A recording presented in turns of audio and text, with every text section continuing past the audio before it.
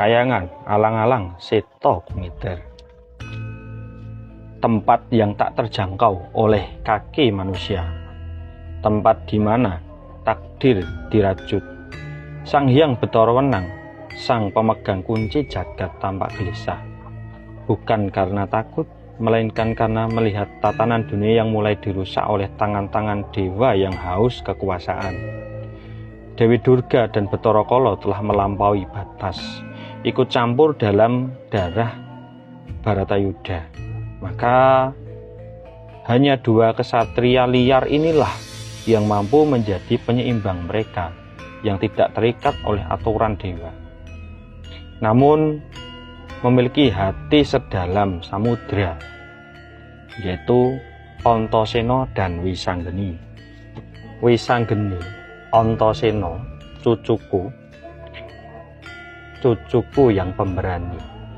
Ketahuilah, saat ini jagat raya sedang menangis.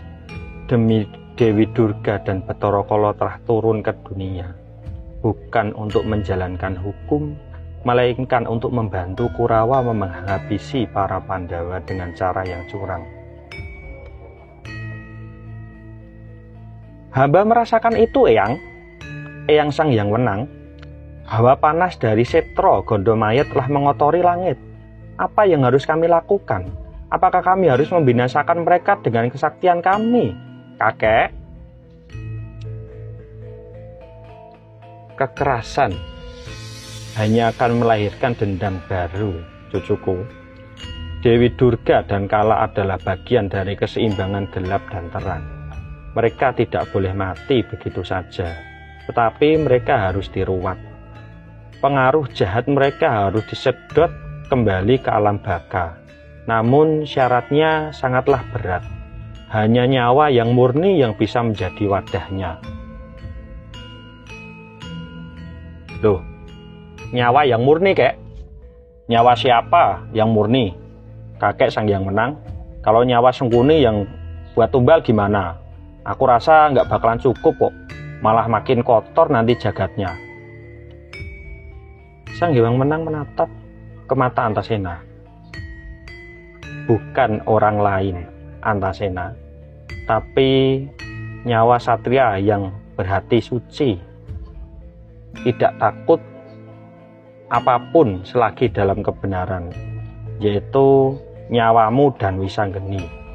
Kalian berdua diciptakan dengan kesaktian yang melampaui batas manusia, agar sanggup menanggung energi jahat Dewi Durga dan Kala. Jika kalian gugur sekarang, maka pengaruh mereka akan ikut sirna dari Kurukshetra. Seperti itu ya, kakek? Wah, gitu ya, kakek? Iya, Ger, Wisanggeni, Antasena. Kang Tagak, itu tadi aku gak salah dengar. Si Antasena sama Wisanggeni yang sakti mandraguna itu disuruh lewat. Sekarang. Atau mati sekarang. Iya Lung. Itu tadi aku nggak salah dengar. Si Antasena sama Wisanggeni yang sakti mandraguna itu disuruh lewat atau mati sekarang. Itulah beratnya jadi pahlawan. Pilihannya cuma dua, hidup jadi legenda atau mati jadi tumbal keselamatan. Tapi Kang, mereka kan masih muda, masih ganteng-ganteng, masih kuat. Kenapa nggak pakai cara lain? Apa nggak ada diskon buat pahlawan? Hukum alam nggak kenal diskon, Lung. Justru karena mereka paling berbahaya, makanya mereka yang dipilih. Kalau yang jadi tumbal itu cuma kerupuk, masuk angin kayak kamu nanti jadinya malah. Yang mana sanggup nahan kekuatannya Bathara Kala. Oh iya ya, Kang. Ayo kita lihat lagi ceritanya. Ya siap tolong. Setelah mendengar perkataan dari Sang Hyang Bathara Wenang, Antasena pun tersenyum bangga dan dadanya membusung. Hahaha. Jadi begitu ya. Kalau memang matiku adalah jalan supaya Bopo Werkudara dan saudara-saudara Pandawa bisa menang secara jujur, aku tidak keberatan. Aku ini anak laut. Sang Hyang, air laut itu meski asin tetap menyucikan. Ambillah nyawaku, sekarang juga boleh kok. Hamba pun ikhlas Pukulun. Sang Hyang Bathara Wenang, kakekku, biarlah raga ini musnah asal kebenaran tetap berdiri tegak. Dunia ini terlalu kecil untuk kekuatan kami berdua. Biarlah kami pulang ke tempat yang lebih luas. Dengarlah, kemenangan sejati bukanlah saat engkau berhasil membunuh musuhmu, tetapi saat kau berhasil membunuh kepentingan dirimu sendiri demi keselamatan orang banyak. Berangkatlah, serap hawa jahat mereka, Dewi Durga dan Bathara Kala. Bawalah mereka bersamamu ke alam keabadian. Antasena dan Wisanggeni pun bangkit. Cahaya putih mulai menyelimuti tubuh mereka. Mereka berpamitan dengan Prabu Kresna yang hanya bisa terdiam 1000 bahasa dalam duka yang mendalam, menyaksikan percakapan antara kedua satria Ndugal kewarisan dengan Sang Hyang Wenang. Kami pamit nggih, Sang Hyang Wenang, kakekku. Aku pamit nggih, Kek. Ya, hati-hati di jalan ya, cucu-cucuku.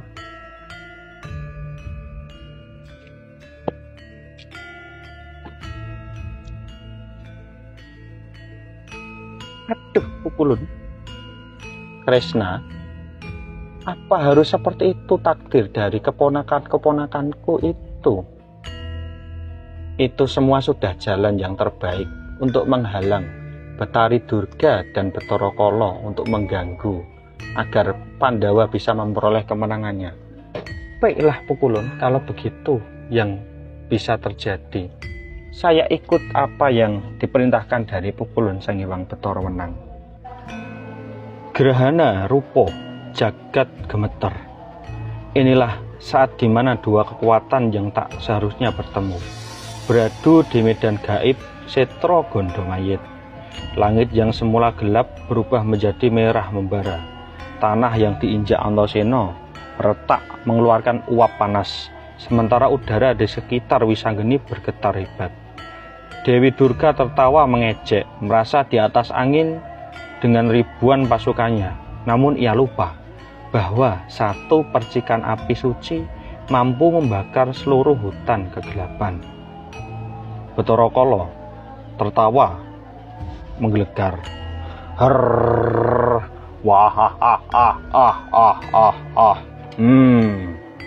Majulah kalian berdua.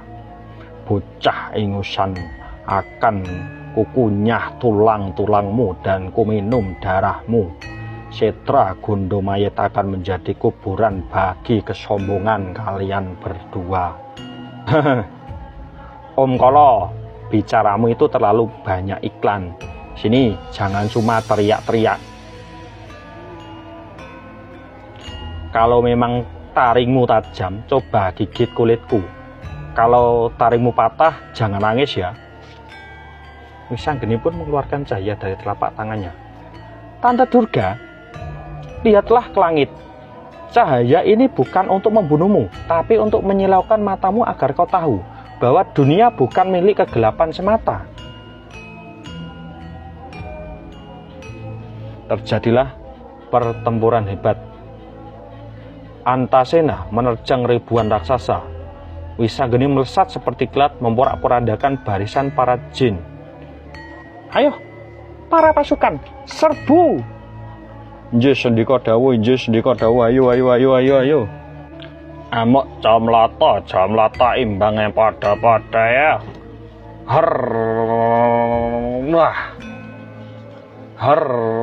Wah, hanya segitu yo.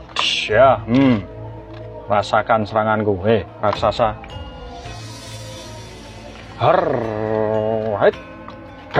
Ayo. Ya. Ayo.